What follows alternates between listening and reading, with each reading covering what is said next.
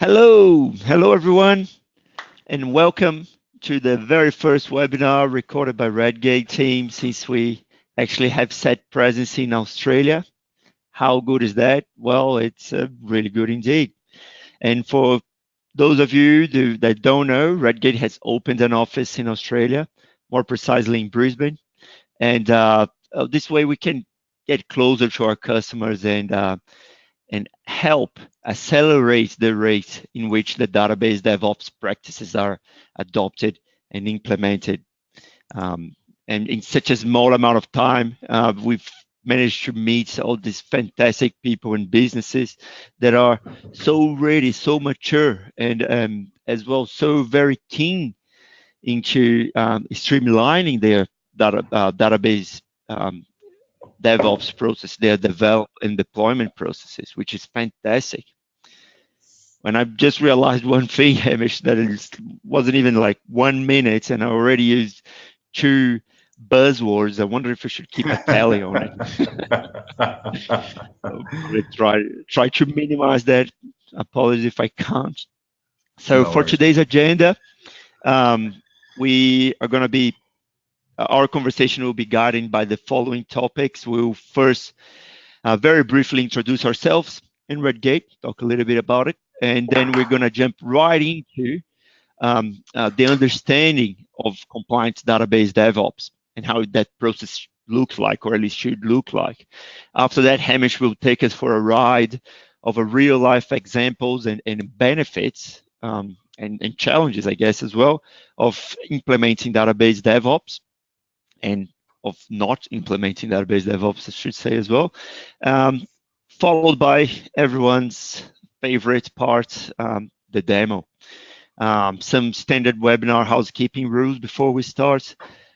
Everyone is going to be muted, remain muted throughout the session, but if you have any questions, please, we encourage you to pop them on the chat box next to you, and we'll be happy to answer it. Also, as we go along, I'll be throwing some poll questions at you as well. So I would like to thank you in advance for answering those as accurately as you possibly can to allow us, to help us paint a more accurate scenario of the landscape of our immediate network, of our immediate environment. So it will be very helpful. So about your presenters, my name is Anderson, and I'm Redgate's APAC pre-sales engineer. I've been working with SQL Data Platform Universe for over 13 years, which is longer than I care to disclose, to be honest, but hey, here we are. And I'll let you introduce yourself, Hamish. Nice one, mate. Yeah, g'day. I'm Hamish Watson, DevOps Alchemist, which is probably the world's most ridiculous job title. But what it is, DevOps to me is about purifying, perfecting, and experimenting. And that sort of holds true to what people tried to do with alchemy in the 18th, well, for centuries. Also a data platform consultant. I have my own company here in New Zealand. I work with SQL Masters in Brisbane as data platform consultant for them. You talked about 13 years, Anderson. Well, funnily enough, tomorrow, the 23rd of November here in New Zealand, is the 20th anniversary of when I got into IT. So yeah, 20 years ago, at the age of 4, I started in IT. Now, to everyone listening, I apologize. I have an accent. I say things differently, but I'll try and speak slowly for you. No, very good, very good. So just a little bit about Redgate then, I guess. For those of you that don't know Redgate, we've been around for over 19 years now, and our key focus, I guess, we could say, it's helping companies improve the quality and the efficiency of their database development, right? So I just want to draw your attention to a few points, well, that I find particularly impressive. And I guess the first one would be the massive presence that we have in the community. We sponsor a large number of community-based events of all scales.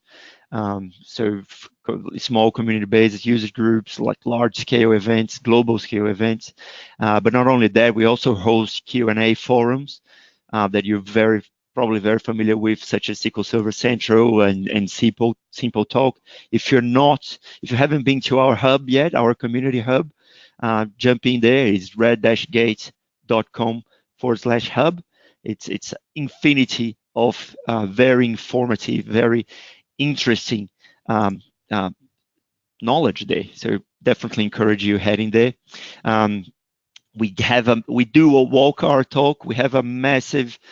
We released over 1,100 major and minor product release last year alone, which is no small feat. So we are very driven about continuous delivery, and also just as impressive, more impressive. 91% of Fortune 100 companies trust Redgate into elevating the quality of their software, their database delivery, the database development. So in Australia, we already have a customer base of over 4,000, and New Zealand, I should say, Australia and New Zealand, of over 4,000 customers. So we all expect that number only grows now that we actually have presence here. I guess moving forward, then we'll start talking, jump right into Compliant Database DevOps. What is it? And I guess I am jumping a few hurdles here by going straight into this desirable pipeline framework and how it looks like, but I'm doing that intentionally. I'm doing that in order.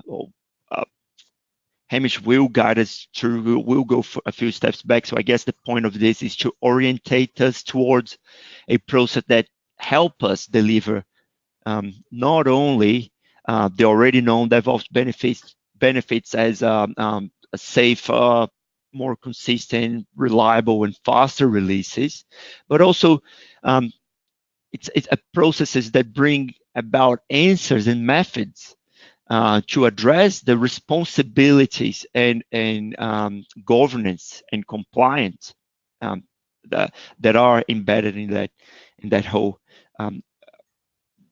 concept. So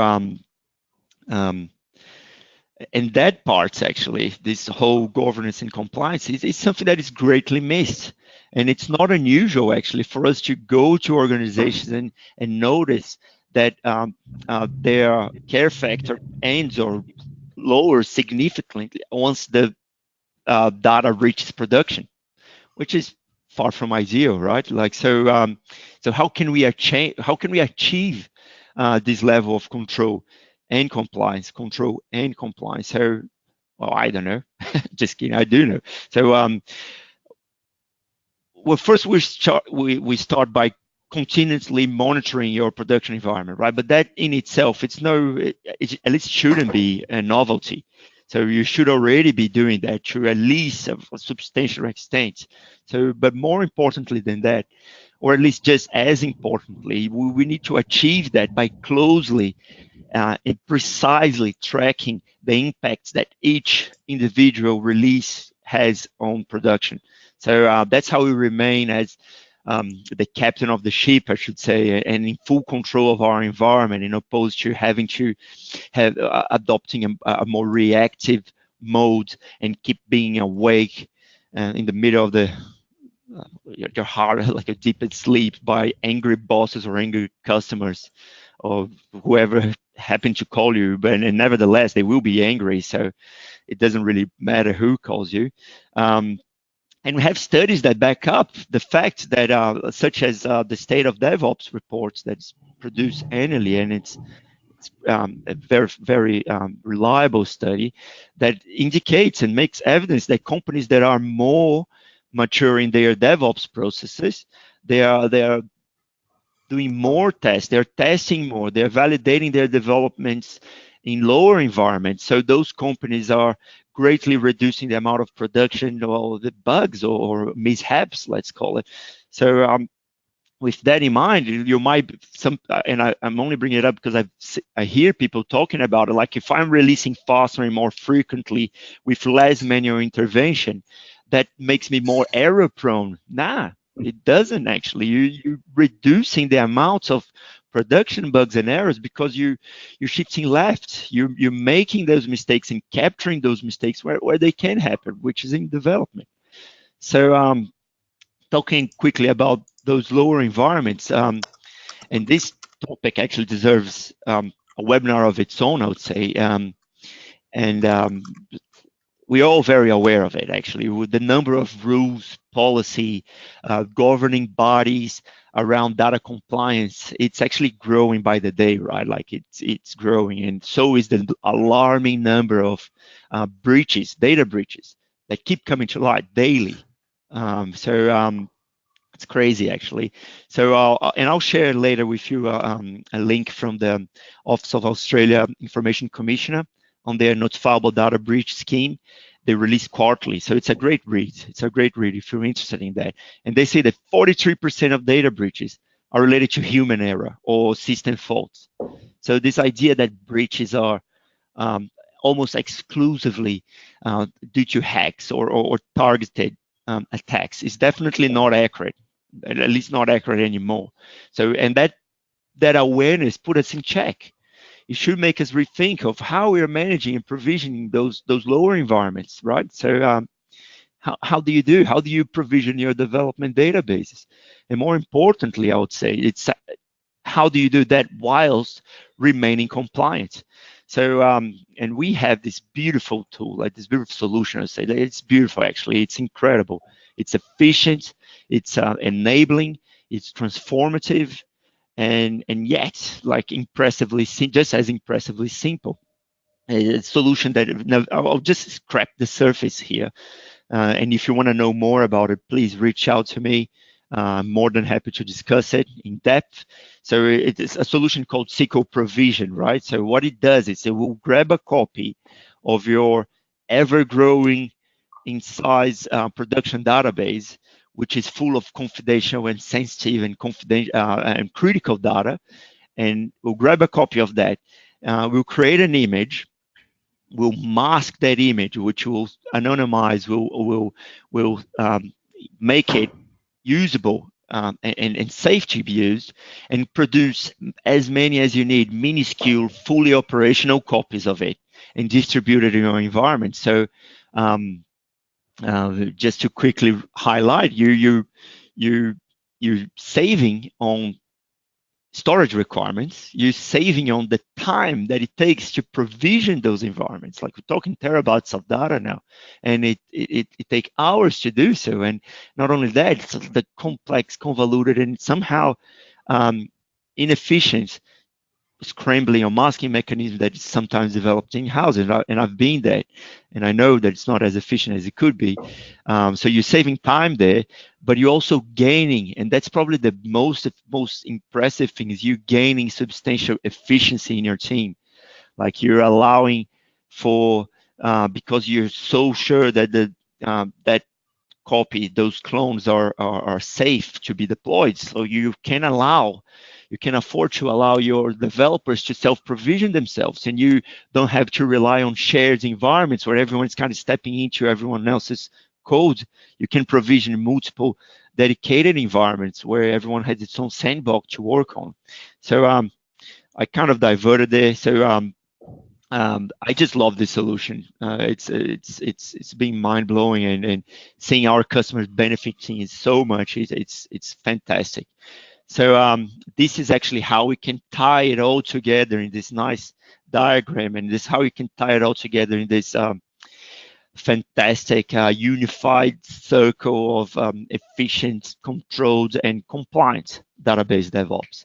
So without much further ado, I'll pass it on to the one and only Mr. Hamish Watson. All right, thank you, Watson.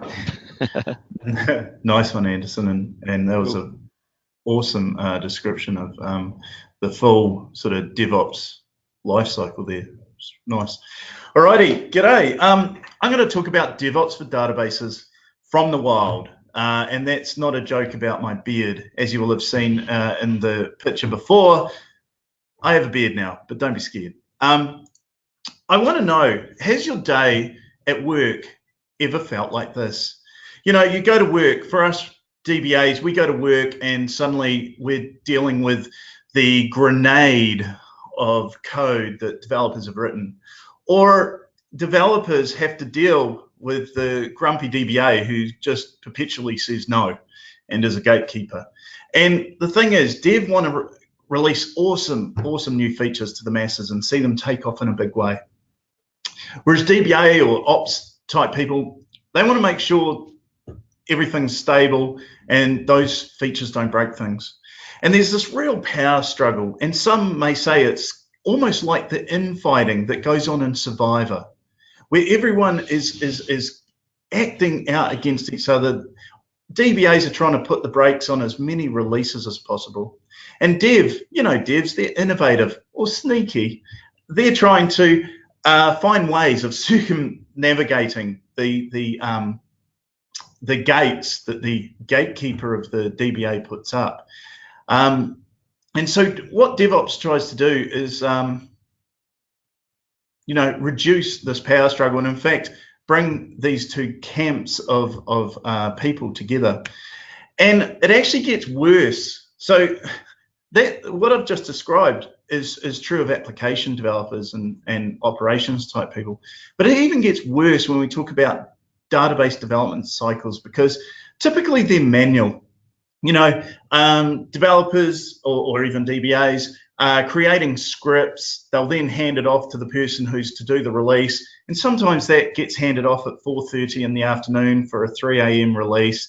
And so that release is done manually. And I don't know about you, but whilst I'm a very awesome data professional, I'm more inconsistent than, say, a computer. And the problem is that inconsistency flows through to testing, because people are worried. You know, databases are big, they're complicated, and people are worried that when they do some testing, they're going to break the database. And that will mean they have to refresh it manually, which could take, you know, a week or two. And so the amount of testing going on with databases is far less than what application developers do. And this is a real problem. And where it gets even worse is that people are not storing a model of their database code in source control. And, you know, at best, they might have some flat files with a version on the end. But most of the times when I deal with clients who are having issues with their database deployments, it's because they don't have any source control. And so we need to really deal to this, and that's sort of the first step along this journey. And what happens is, because our databases are far less complicated than, you know, deployment of a web app, let's be honest, it's just putting some DLLs down and editing a config file. But database deployments are daunting, they're lengthy, and if we get it wrong, things are going to go really, really bad. And as you know, application code breaks our databases. You know, how often have you had the situation where your system your database is completely broken thanks to some application code? In fact, it doesn't have to be this way. And the biggest challenges facing our industry are, again, lack of consistent and stable database code, lack of consistent database environments. How often have you heard, well, it worked on my laptop? And lack of reliable deployments of that code. And again, monitoring and visibility of changes. How often a change has gone in, things happen and we don't actually know, and it's the users that are telling us, not our monitoring tool. And we don't have a common goal, and it goes back to that lobbing of the grenade. We need to bring some cohesion to both developers, operations people, DBAs, testers, engineers, everyone. Alrighty, so quickly, what is this thing called DevOps? Well, the really cool description of it out in the industry is around culture. This is where we're focusing on people. We're actually going to have the right kind of people who embrace change, and innovation. What underpins this is automation. We want to do things like infrastructure as code. None of this clicking next, defaults, put in a setting and put it in wrong. We want to use infrastructure as code. We want to use templates. We want to use things like continuous integration, continuous delivery, and we want our databases and apps being deployed by the machines, not by a human at 3 in the morning. And we want to embrace lean. This is around where we have small batch sizes, we have iterative releases, and we have frequent releases. We're going to react and adapt far quicker than our competition when we're pushing changes out.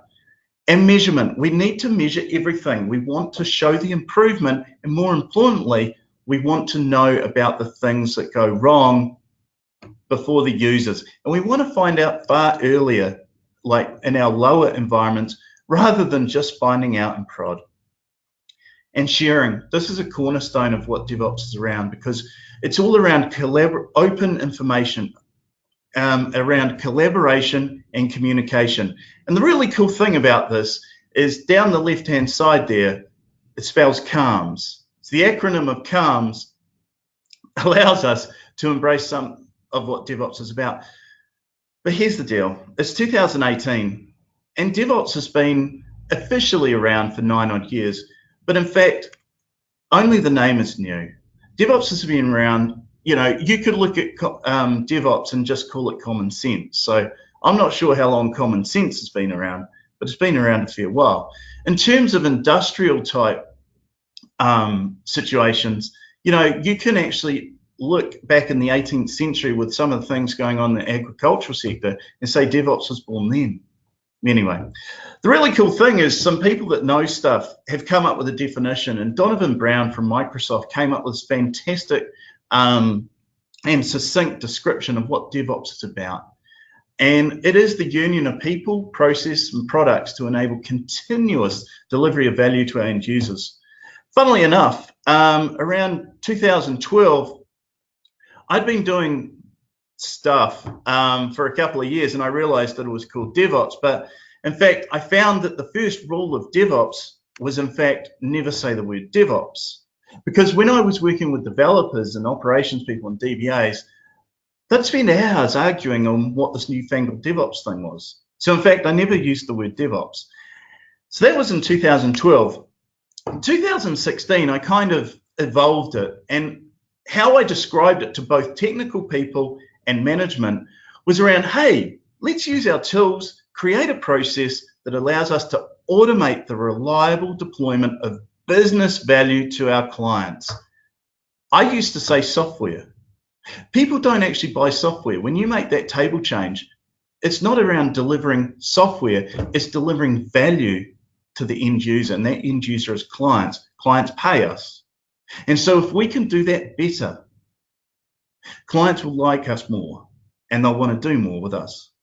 So in saying that, when I was thinking about this first webinar, and it's an absolute honor to do one of the first ones here in Australasia, I wanted to sort of give you all areas that you could look at. And so here's some of the areas. We need to get our database in source control. We need to embrace unit testing, and in fact, testing overall of our data and our code. And the thing is, both these things tie in nicely with what application developers have been doing for about 20 odd years. And I encourage you as a data professional, go and talk to your application developers, learn about source control, because when you start doing that, you will start defining the goal for your business, and that goal will hopefully be the automated, repeatable, reliable delivery of business value to your clients. Part of that is embracing continuous integration, continuous delivery, and continuous monitoring, because you can't really, we want to adhere to that measurement and sharing, and so we have to embrace some form of monitoring. And during the session, I'm going to tell you the most important thing about how you can get past some of the pain of implementing DevOps, because it's not easy. It really isn't that easy implementing DevOps and embracing DevOps philosophies and processes. But the status quo is just as hard. So do you want to invest your efforts doing 3 a.m. deploys, or do you want to invest your efforts embracing infrastructure as code and automating things so that you can spin things up like that, tear them down, throw them away, spin them up, all from source control, knowing that they're tested, they've been integrated, and you're ready to do the delivery. So let's talk about getting our database into source control. SQL Server Management Studio doesn't really support source control. It's really kludgy to do it out of the box. Visual Studio and SQL Server data tools, they've got some integration. They can allow us to do that. But the minute you say Visual Studio to a DBA, that DBA goes a little pale. Here's the deal. Redgate has a really simple solution, and we'll see this in the demo. All these tools should basically capture our database code, or in fact that code as well, and commit it to a text file. So at this point, Anderson, I think, why don't we do a poll on how people use source control and if they do or not? We've done it. I've already sent the poll out. Oh, nice. They replied. Yeah, so just a quick comeback on that. And it's interesting because it matches exactly what we're seeing in the industry, is that for application code, what we're seeing is that 91% is currently doing some sort of source control for their application. Yep. But when we asked about database, we're seeing 44% of the attendees source controlling, which is it reflects what we're seeing in the industry, isn't it? It is. And the cool thing is, 4 years ago when I decided to go on a crusade, it used to be about 10%, 10 to 15. So to be honest, even getting to 45 is good. It'd be awesome if it was 95 or 100. But yeah, which is part of this whole this session, right? Because I'm going to show you how simple it is. All good. Right. Thing is, we need to do unit testing because, as you know, for a situation developer and tester, remember the lobbing of the code from the developer to ops? Well, it goes on with developers and testers are the most beautiful people in the world because they have the client's benefits, the client's concerns in their heart, because they are testing so that the client, the end user, will have a better system. So in this example, we have a developer who says, well, I developed the best 6 in the world. The tester says, that's a 9. The problem is the client actually wanted a G. And so they're both wrong. And what we have to do is our unit tests have to be related to the requirements from the end user. And in fact, I do a couple of sessions on test-driven development. And if you look around on past Professional Association SQL Server, past.org, there's a whole heap of resources on there around test-driven development. And I always think of unit testing like, the problem is with DevOps, it's been bringing errors and bugs to production quicker than ever. So when would you like to find that failure? At 3 in the morning, when the online banking system has crashed, the CEO's not happy, the client's not happy, everyone's not happy. Or how about at 3 in the afternoon on your laptop? You find the bug, you remediate it, you go and have a coffee. No one knows except you. I like to think as unit tests as a thing that keeps me gainfully employed. So there's a couple of ways to unit test our database code because, let's be honest, data is hard to test, which ergo is more reason you need to. Because if I'm hiring a .NET developer or application developer and they sat in the interview and said, yeah, no, I don't do unit tests, I find them hard, I would be a fool to hire that person. Yet we're okay to let that go on in our industry with our most precious resource, our data. Here's the deal. You don't have to learn C# or even use Visual Studio. So again, DBAs can relax a bit or just breathe in. It's okay. We can use SQL Server Management Studio, what they use all day, with T-SQL-T. And there's the link there. Cool thing, it's free, and you can write in T-SQL. I'm pretty sure 1 or 2 DBAs know how to write T-SQL. And the cool thing is Redgate have integrated T-SQL-T in with SQL Test, part of the SQL toolbar. And this allows us, where the tests are really simple to write, run, and chuck in into our automation. So continuous integration is the third thing on my list of things you need to look at.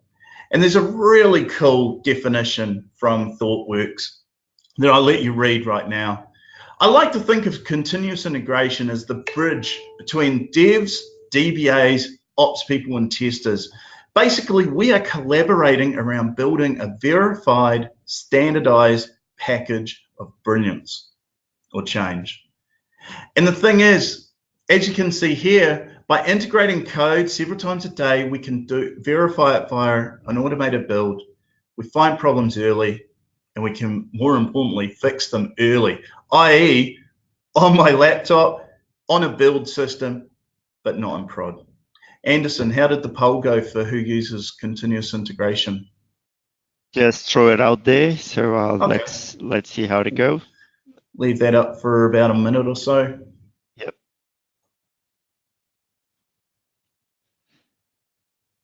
It's nice to see how it taggles along. Who's winning at the moment? What do you reckon? What do you reckon? Oh, mate. What are you seeing out there in the wild? So I'm seeing application developers embrace continuous integration, and in fact, unit tests, what have you. Luckily, enough people have watched my sessions over the years that doing this with databases is far easier than the alternative. The alternative is not knowing what will happen in prod, Sure. not having a standardized release that we're going to push out. And so it's lower in terms of data professionals, but it's growing, and that's awesome. That invigorates me. It's exciting. Fantastic. Alrighty. So there we go. So I guess because of the audiences, it's mainly data platform related. Good. And we see that at least it's actually positive to see that at least the people are looking into embracing in the future. Hence why they're here. So thank you all. And the cool thing is, for everyone that answered that poll, please go tell someone to start putting your databases into source control and folding it into continuous integration, and you'll keep me really, really happy. Alrighty, let's move on to continuous delivery. So I'm going to talk about continuous delivery and continuous monitoring. And what we have is the continuous integration part that we just saw ThoughtWorks describe is basically here, where we have our developers, they're doing some unit testing, they're pushing up source control, the build server is kicking off, it's testing, and then we'll do an immediate deploy out to either continuous integration or a build environment. The key thing here is we're getting immediate feedback, so that if anything goes wrong here, we haven't affected any users. And so we'll remediate it and we'll push it back up.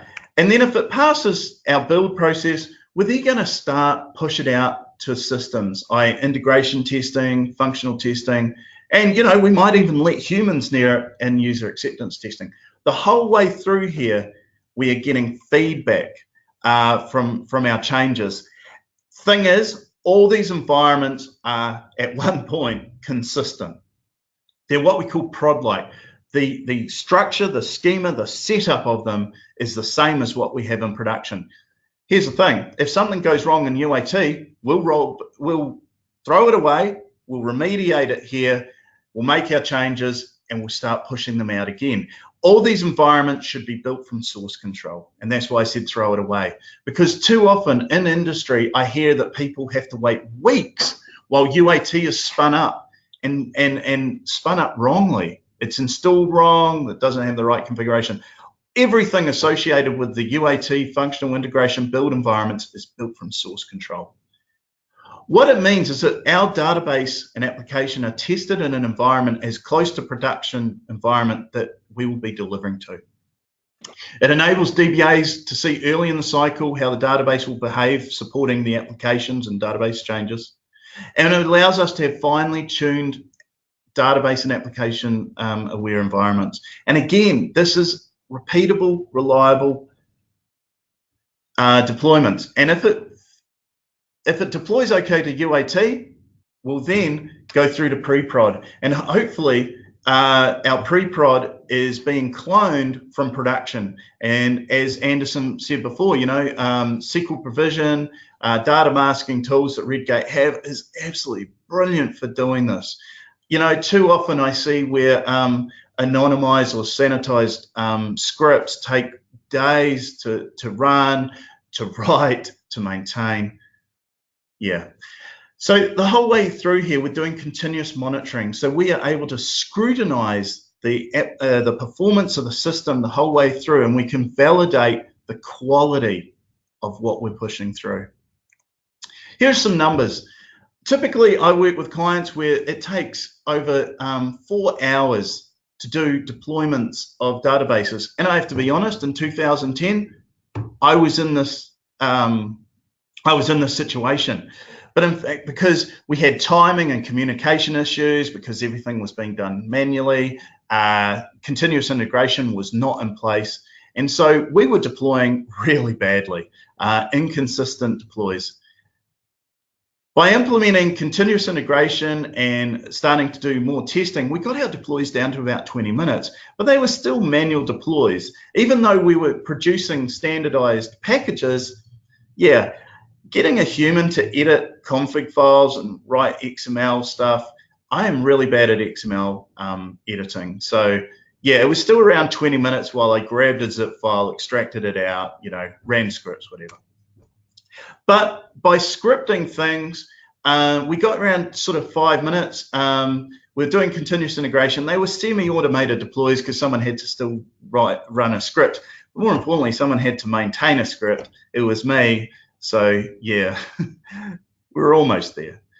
But by embracing continuous delivery, getting prod-like environments right the way through our environment, it meant that we could fully integrate, we could get automated, repeatable, more importantly, reliable deploys. So I'm going to do a demo now. It's going to show us how to get our database code into source control, how easy it is to implement unit tests. We're going to do consistent builds of the database, consistent deploys of the database, and measure the changes made to the database. So, demo time.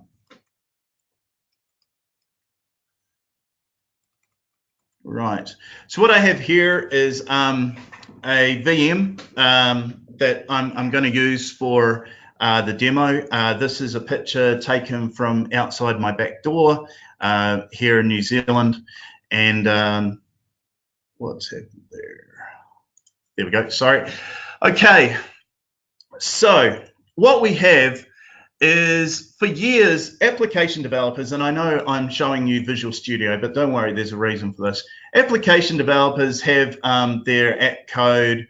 We're going to actually edit some app code.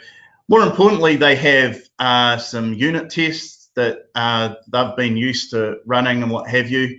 And all of this is linked to source control. So here we have source control. This is some folders on my my repo repository for the Make Stuff Go system. And that Make Stuff Go system is linked to continuous integration, continuous delivery system. So in this case, I'm going to be using Azure DevOps. This is a project about how to make stuff go. What we have, the end game is this is a production system. You know, welcome to the demo, doing some stuff. But what we have is a continuous integration system here. We have an integration system here. We have a pre-prod system. The pre-prod system I spun up just before lunch. So what we're going to do is we're actually going to deploy to pre-prod because I'm going to set it up so that it is exactly the same as our app. Now that's the application side, right? But this is more about database stuff. Oh, I'll just quickly show you up in source control. Those app devs, they're used to all this. You know, they've been pushing the web files up and editing front page. Fantastic. That's what they do, and drink coffee. I'm a database guy. The underlying database of this is this one here. I've what I did was I took a copy of prod, but this does not have any data at this stage. It's just basically a model of prod. And what I'll do is I'll quickly show you prod. Actually, no, I won't. We'll show that as we go along. So what I'm going to do now is I'm going to add my database to source control. And the thing is, as I said before, there are a couple of ways you can do this out in industry. I really like the way Redgate do it because it's simple and ingenious. So I've installed the tool belt. As you can see, I'm in Management Studio. So I'm going to link my database to source control. So next, this is the directory I just made. So I'm going to link it. It's going to do some stuff.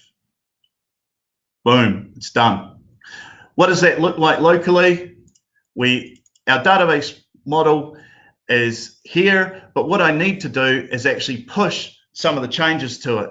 And what happens is the Redgate tools have noticed that there's a whole heap of changes here. It's also noticed that there's a commit in my local repository, at which point, if I was an app dev, I'd be like, huh, there's a change. And look at that, database project added by Redgate SQL Source Control. This again is about collaboration. It's around communicating some of the things we're doing. So what I want to do, because we've kind of gone a little bit further over time than what I wanted to. So what we'll do, I'm going to create a table, a date calendar table, because this particular system was missing a real fundamental table. So that's cool. So there it is there. We've just done that. Now what I'm going to do, I'm going to actually do some unit testing as well. So one of the best things you can ever do is visit this site and also this site, T-SQL-T, that open source free unit testing framework. So what I can do is I can download T-SQL-T, which I've done. It's basically just a big script, which I have here. So I'm going to run that against my database as well. Thank you, SQL Prompt, for telling me there's multiple delete statements without where clauses. I'm going to execute anyway. Cool. I like it how they thank me for using T-SQL-T. Right, so I've just done a whole heap of changes. So what I'll do is I'll refresh this.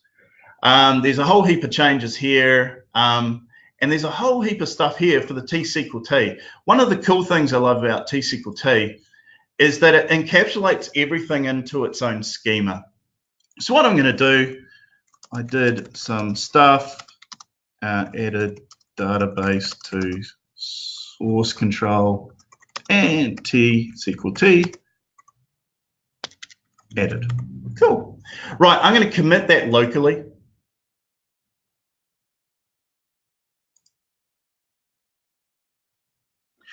And now, oh, yep, I'll add all of them. Yep, brilliant. I like the fact that it keeps me honest. Alrighty, so we now have 3 commits. And the cool thing is, my app dev friends, they've noticed that as well. So again, I like the fact that our tools are collaborating together. Now I can push them up, and what will happen is this here will hopefully have some new things in it. So let's push.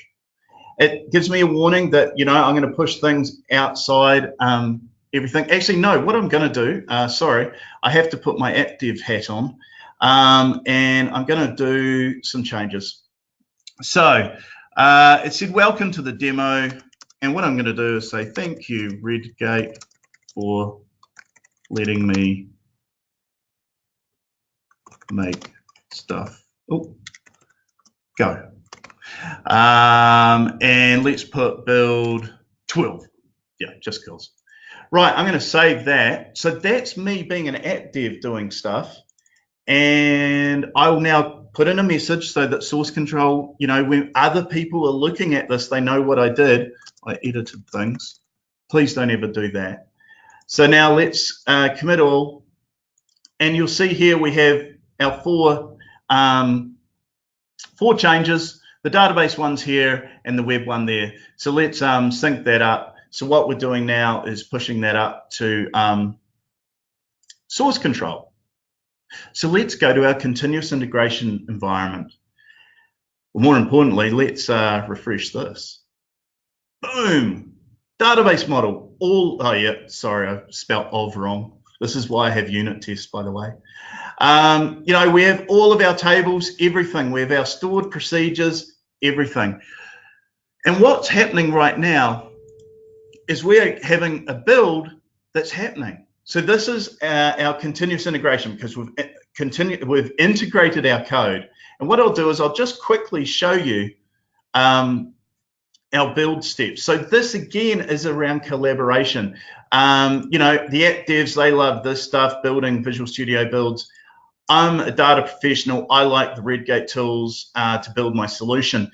Test assemblies. So developers, app devs have been doing unit testing for ages. The cool thing is we're going to do some unit testing. And so what I'll do is I'll show you how easy it is to do unit testing. Right, so I'm going to use SQL test. And because I put in the T-SQL-T framework, it's worked out that I have a whole heap of unit tests. I wrote these beforehand. So let's run these, because in fact, if I was a professional data professional, I would have run this locally before I pushed up, because the changes that I just made, I need to know whether or not they're going to break things. Luckily, they didn't, so that's all good. So let's go back to our continuous integration system and let's look at builds. Yay, our build has finished. So what does that look like? Well, it did all these things. More importantly, it tested our database changes. So I'm just going to show you what testing looks like in an automated fashion. There were 11 tests run. That's the summary. I don't care about failed or aborted ones. So these are the ones that our good friends, the app devs, did. They had some index, about, contact, whatever. But more importantly, these are the same tests that I just ran here. And that's a game changer. It means that we can fold all our respective unit tests that are related to individual small pieces of code that are, more importantly, linked to requirements, and run them. You know, we can automate the running of them. But this is only half the story, because we've got to do a release. We want to make sure that this changes, and more importantly, our database. So we have up here, we have a CI database, right, that does not have the date calendar. We also have our pre-prod database, which I believe should be empty because I ran some PowerShell to create it. Yep, it's empty. And we have a UAT database, right? And it also does not have the date calendar. Cool. So that's how we're going to track our changes. So in our release pipeline, and again, this is a collaborative effort, and I'm going to show you what that looks like. We have our CI environment that we deploy to immediately after our build. We have a UAT, pre-prod, prod, and an integration environment, and I'll talk about that if we have enough time. So when I look at our releases, I can see that we've actually deployed to CI because I talk too much. I can look at the logs and see what's gone down. It downloaded our artifact. Notice we have two artifacts. We have an artifact for our database build, and we have an artifact for our web app. And those artifacts are just NuGet packages that, again, are standardized. So proof of the pudding. Did my CI environment change to 12? And thank, Redgate for letting me evangelize the brilliance of database DevOps. Because I don't like to pay much in terms of Azure fees, so these will be a little slow. Yay, that worked. And more importantly, what about our database? So if I go refresh, yay, date calendar. Now I want to point out one thing. You'll notice here that we only have the stored procs, whereas in my system, I have all the unit tests, because we don't actually want to, one, put T-SQL-T out in our systems, and more so, as you can see, all this T-SQL-T awesomeness, We don't need that out there. We want that only in our dev systems. And these here are all my tests that I'm faking tables, I'm faking stored procs. Again, I don't want those out in my CI environment, or more importantly, prod. So let's have a look at our integration environment. So that was 1004. What I'll quickly do is actually show you what the integration environment looks like. And this is one of the really cool things that is happening in our industry at the moment. I am running this particular integration test environment down here. And as you can see, it has my date calendar. You'll notice that it has T-SQL stuff, and some of you are going, hey, wait a minute, didn't you just say you don't deploy that out? Because it's an integration test environment, I have actually used the Redgate tools to push out the T-SQL framework, because I want to run tests in there. And the cool thing is, it's deployed, and for those of you that think, oh yeah, it's not, it's just another Windows host. No, it's Ubuntu, it's Linux. And in fact, this is an Ubuntu container that I'm running on CentOS in a VM in Azure. More importantly, because we have pushed out the framework out there, it means that I can run tests. So I can run this using SQL test. I have worked out how to implement T-SQL and SQL test against systems running in containers, and it's awesome. So that's me doing it manually. What about in our pipeline? Looking at the logs here, this is where I did our test SQL change automation project. And yep, it ran the unit tests against my unit test system. And that's part of the reason why I have this down here, because even though all of these systems, this runs on premises, this is in the cloud, this is in the cloud, and prod is on premises. This is running on Linux, and what I may do is spin up containers all through my test pipeline. But the structure of the database, the setup, the schema, everything is prod-like. Okay, why don't we just approve this? I want to push stuff out to pre-prod. I want to show you that this is going to happen, and at our database layer up here in Azure, because these are running in Azure SQL, we're going to do a deploy. So again, I can watch the logs. And what's happening is, again, we're going to run some scripts against the pre-prod make stuff go database on this database server up in Azure SQL, up in Azure. So yeah, while that happens, I talked about measuring and sharing, right? So this is where SQL Monitor comes into play. And this for me is really about bringing all of DevOps together. So what I have is my development system, which was my CI environment.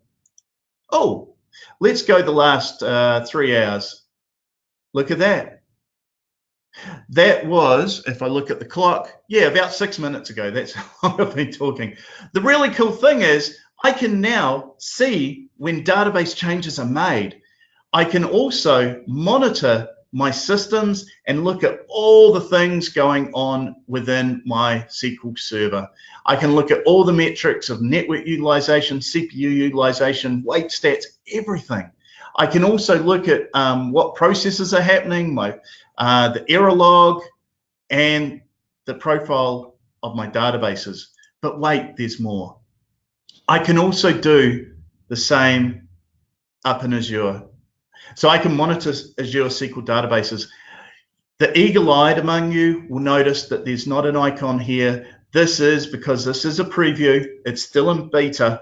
Redgate are making some awesome traction here so that we will be able to tell when there is deploy going on here. But the main thing is I can still monitor my databases that are up in SQL Azure.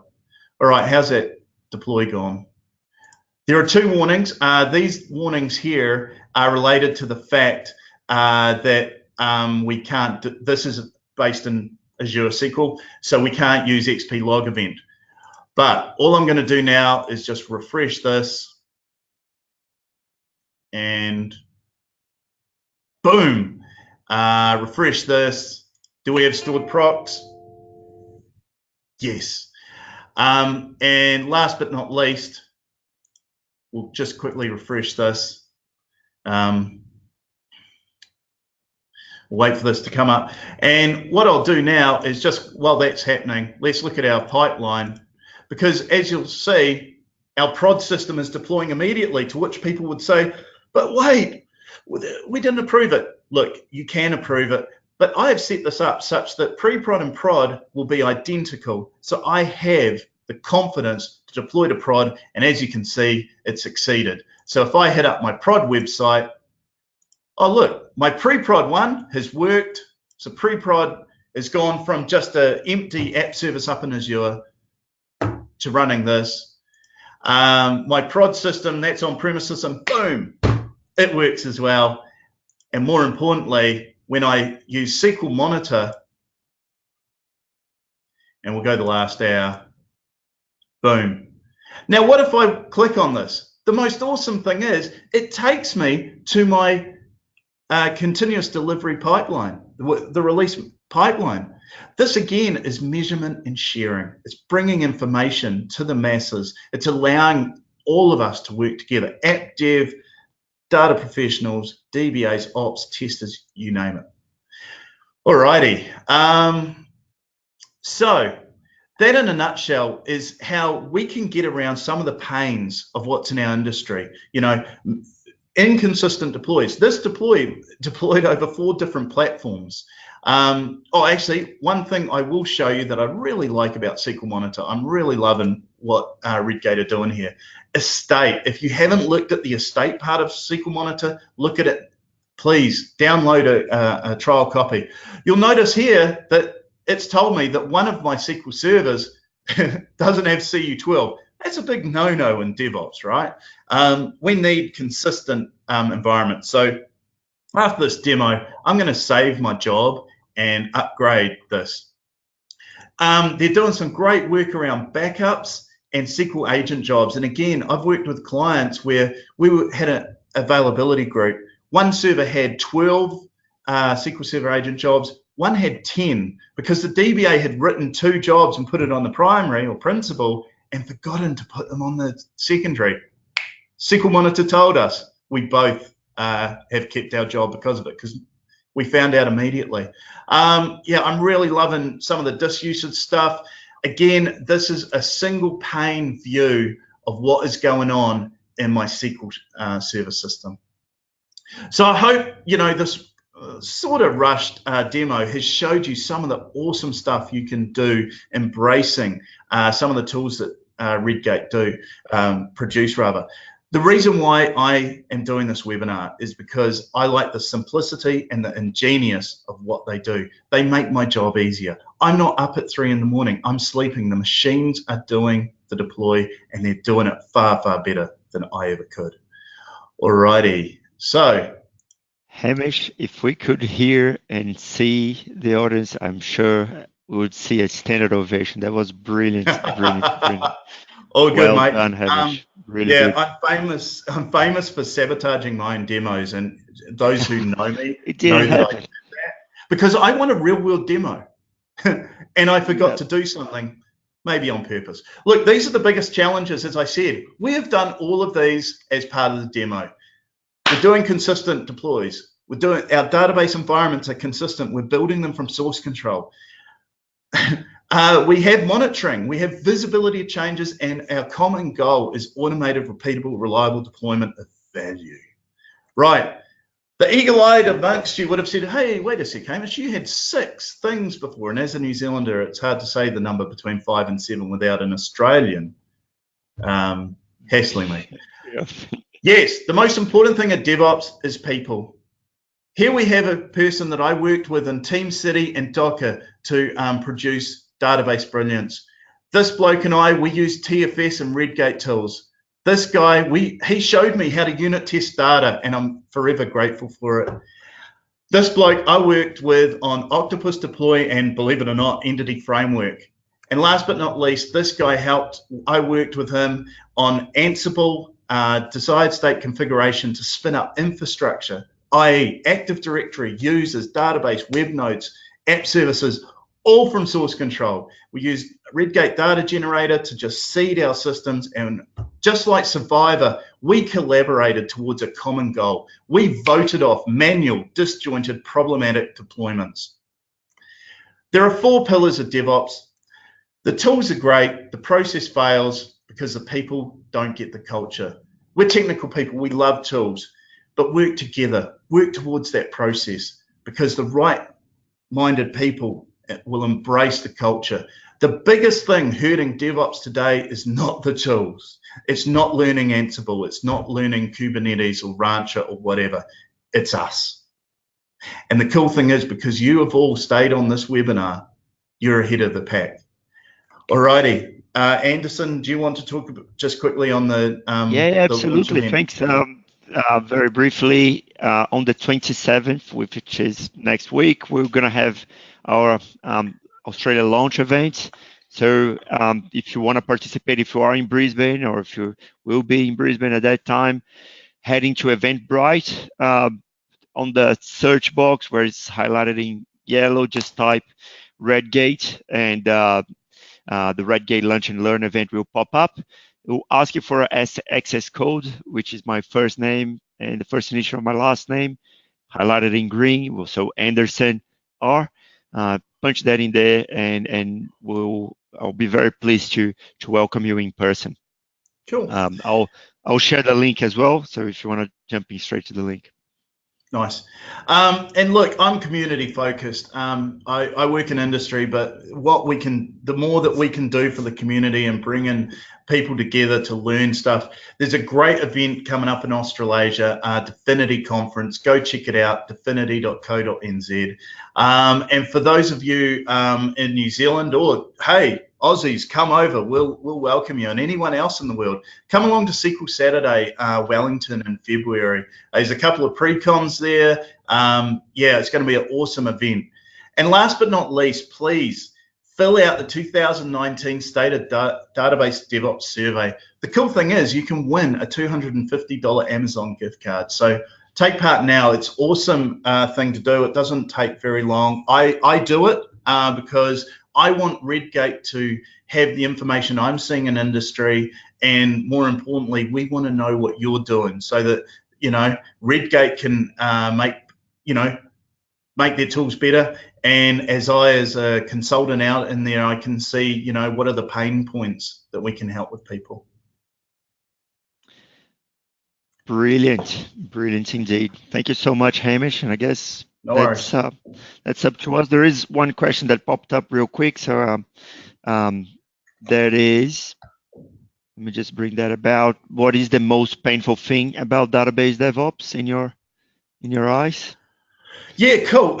Look, one of the things, and it's a cultural change thing, it's around what we call out of process changes or database drift. It's where people don't adhere to the culture. They think, DevOps is just a cult thing, which is half of culture. They don't embrace it. And so we as data professionals, we need to work together. We need to have that goal. The goal, again, I strive this so much, is automated, repeatable, reliable deployment of value. And if we do out of process changes, we are breaking everything. You know, someone decides to put a stored proc in production just like that. There's no unit testing. It's not in source control, and there's all sorts of things. And that is something you've got to be aware of. You need to work with people like myself. I have so many scars associated with people trying to circumvent the process. Honestly, when you embrace the process, your work life is better. You're not doing that horrible reactive work at 3 in the morning. You're not doing 4-hour deploys. You are making brilliance instead. That's where your energy is going. So yeah, the pain point is not adhering to the process. And again, that process is a collaborative one. We've got to work together, people, because we're all good at our jobs. We've just got to work together. Well done. Thank you very much again, Hamish. Much appreciated. No worries, and thank man. you everyone that attended. We'll see you next time. Nice one. Cheers. Cheers.